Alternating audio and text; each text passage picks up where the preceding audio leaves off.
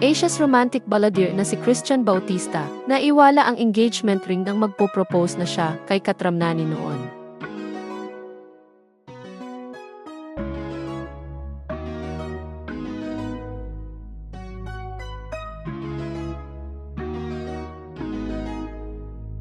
Naging bisita ang mag-asawang sina Christian Bautista at Katramnani sa programang Fast Talk with Boy Abunda nitong Martes, May 6, 2025. Doon ay inalala ni Christian ang nangyari sa marriage proposal niya sa nooy jowa pa lamang na si Kat. Kwento niya, inimbitahan niya noon si Kat na makipagkita sa kanya sa Greece dahil bahagi ito ng European tour niya noong panahong iyon. Sinabi rin niya na noong nandoon na sila sa Greece, ay sinubukan niyang maghanap ng pinakamagandang lugar at moment para mag-propose kay Kat pero parang hindi raw iyon umaayon sa plano niya.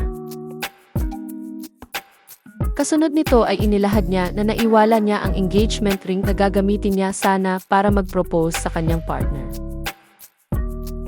Anya, nawala yung engagement ring kasi nilagay ko sa check-in at yung eroplano ipinadala sa ibang bansa. So, parang nagtanong ako sa sarili ko na, is this a sign? What's going on? Diba? So parang I was so distraught. Sinabi rin ni Christian na natagpuan kalaunan ang bag niya at ibinalik ito sa kanya pagkaraan ng ilang araw, hanggang sa magpasya na siya sa wakas na mag-propose ng simple at private lamang kay Kat sa hotel room nila. Pag-alala naman ni Kat, butas-butas na pajamas ang suot niya noong nag-propose sa kanya si Christian sa huling gabi nila sa kanilang hotel room. Anya, he proposed to me in my pajamas na may butas-butas on our last night.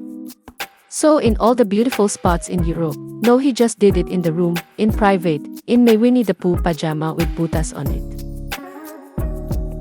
Kasunod nito ay sinabi ni Christian na gusto niyang ipakita kay Kat noong araw na iyon na wala siyang kailangang iba sa proposal niya, kundi si Kat lamang. Matatanda ang ikinasal sina Christian at Kat sa Bali noong November 2018. Samantala, nag-renew ng kontrata ang Asia's romantic balladeer sa GMA Network.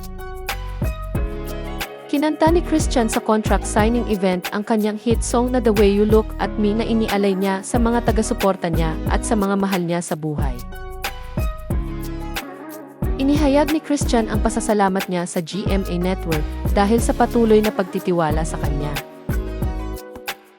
Pinasalamatan pa niya ang GMA Network sa pagbibigay sa kanya ng home, platform, at space to keep growing.